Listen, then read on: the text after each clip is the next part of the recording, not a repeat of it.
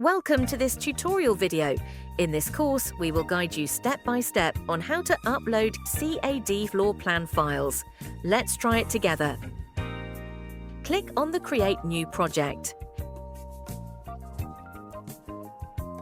Click to upload floor plan file. Select the required drawings to upload. You can choose to upload a single or multiple CAD files. Import multiple CAD drawings. The tool will automatically divide the drawings. Click on Floor Management. Create a new upper or lower floor. Match the corresponding floor to each drawing. You can click on the Preview to view, which is convenient to set the name and height of the floor. Select the drawings to be uploaded. Set the import unit.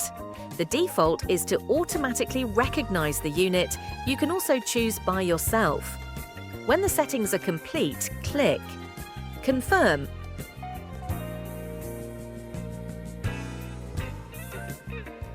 After uploading, the floor plan will display transparent by default.